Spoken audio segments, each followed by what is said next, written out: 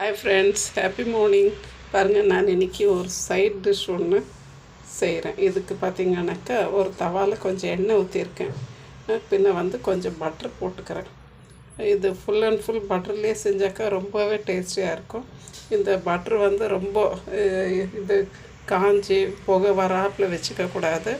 இமிடியேட்டாக நம்ம இதுக்கு தேவையான பொருளுங்களை ஆட் பண்ணிக்கலாம். பாருங்கள் ஃப்ரெண்ட்ஸ், இப்போ அந்த பட்டர் மெல்ட் ஆகிறதுக்குள்ளவே நம்ம ஒரு 1/4 ஸ்பூன் அளவுக்கு இஞ்சி பூண்டு பேஸ்ட்டு சேர்த்துக்கிறேன். அது ரொம்ப சூடாகிடக்கூடாது. சூடாகிட்டாக்கா நம்மளுக்கு நல்லா இருக்காது.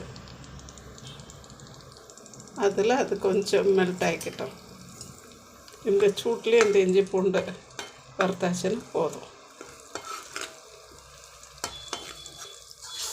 இந்த இஞ்சி பூண்டு வறுக்கும்போது அந்த பட்டர் சூடாயிட்டாலும் பரவாயில்ல.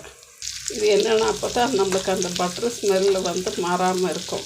இல்லைன்னா அந்த நெய் ஸ்மெல் வந்துடும் ரொம்ப காஞ்சிடுச்சுன்னா. இப்போ இந்த இஞ்சி பூண்டு இதுலேயே வதங்கிடுச்சு. இப்போ கொஞ்சம் கஸ்தூரி மேத்தி சேர்த்துடலாம். பாருங்கள் ஃப்ரெண்ட்ஸ், நான் கஸ்தூரி மேத்தி சேர்த்துட்டேன். இதோட நான் ஒரு ஸ்பூன் மைதா மாவு சேர்த்து வதக்கிக்கிறேன்.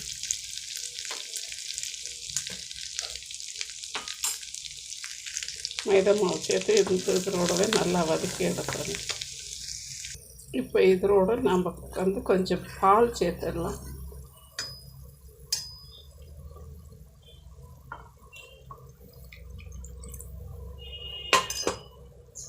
பால் கொஞ்சம் வெதுன்னு இருக்கட்டும். இல்லைனாக்கா அது ரொம்ப சில்லுன்னு சேர்த்தோம்னாக்கா நல்லா இருக்காது. இப்போ பாருங்கள், நம்மளோட பால் சேர்த்துடணும். இந்த மைதா எல்லாமே சேர்ந்து இப்படி வரும். இப்போ கொஞ்சம் நம்ம சுடு தண்ணி கொஞ்சம் ஆட் பண்ணிக்கலாம். நம்மளுக்கு எவ்வளோ தண்ணியாக வேணும் அவ்வளோ தண்ணிக்கு நம்ம சுடு தண்ணி ஆட் பண்ணிடலாம்.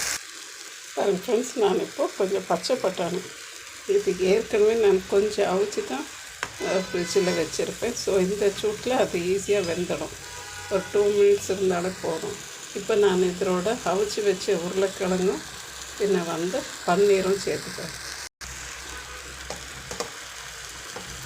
பாருங்கள் ஃப்ரெண்ட்ஸ், அவிச்சு வச்சு உருளைக்கிழங்கு சேர்த்தாச்சு. அதோட பன்னீர் சேர்த்துடுறோம். நீங்கள் ரெண்டுமே ஃப்ரை பண்ணி போட்டாலுமே நல்லா இருக்கும். எனக்கு எங்கள் வீட்டில் இப்படி சாப்பிட்றதுக்கு ரொம்ப லைக் பண்ணுவாங்க. அதனால் நான் இதை இப்படியே செஞ்சிடுறேன். இப்போ இதோட நான் ஒரு 2 பச்சை மிளகாய் அப்படியே கட் பண்ணி வச்சுருக்கேன். இதை போட்டுடுறேன். இது காரம் ஜாஸ்தி இருக்கக்கூடாது. ஸோ பச்சை மிளகாய் லாஸ்ட்டில் போட்டு அது கொஞ்சம் காரம் இறங்குன்னா அதை எடுத்துடலாம். கொஞ்சம் பெப்பர் தூளை ஆட் பண்ணிக்கிட்டோம்னாக்கா இது ரொம்ப டேஸ்டியாக இருக்கும். பிள்ளைங்க ரொம்ப விரும்பி சாப்பிடுவாங்க. அப்படியே கூட சாப்பிட்டுடுவாங்க. இப்போ இதுக்குன்னு தேவையான அளவுக்கு நம்ம சால்ட் ஆட் பண்ணிக்கலாம். இது சால்ட்டும் நம்ம பார்த்து போட்டுக்கணும். என்னன்னாக்கா நம்மளுக்கு இது ரொம்ப காரம் இருக்காது, புளிப்பு இருக்காது. ஸோ இதுக்கு நம்ம சால்ட் கம்மியாக தான் பிடிக்கும். சேம் டைம் நம்ம இப்போ பெப்பரும் ஆட் பண்ணிடலாம். அதில்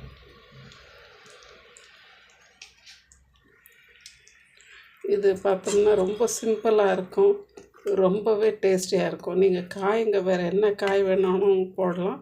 சேம் டைம் அவிச்சு போடணுமா இருக்கும். எல்லா காயும் அவிச்சு போடணும். எனக்கு இதில் அது வேகிறதுக்கு சான்சஸ் கம்மி. ஸோ எல்லா காயும் அவிச்சு வச்சுட்டு இப்போ கேரட் போடலாம், பீன்ஸ் போடலாம், காலிஃப்ளவர் போடலாம், மஷ்ரூம் கூட ஆட் பண்ணலாம். பின்ன உருளைக்கிழங்கு நான் போட்டாப்பில் பன்னீர். இது ஒரு ஃப்ரைட் ரைஸ்க்கும் நல்லாயிருக்கும், சப்பாத்திக்கும் நல்லாயிருக்கும். இது அப்படியே சாப்பிட்றதுக்கும் சூப் மாதிரி சாப்பிட்றதுக்கும் ரொம்பவே டேஸ்டியாக இருக்கும். இது all to all channel friends. Please share பண்ணுங்கள், லைக் பண்ணுங்கள், சப்ஸ்கிரைப் பண்ணுங்கள் ஃப்ரெண்ட்ஸ். நம்மளுடைய டிஷ் ரெடி ஆகிடுச்சு. தேங்க்யூ ஃபார் வாட்சிங் ஃப்ரெண்ட்ஸ்.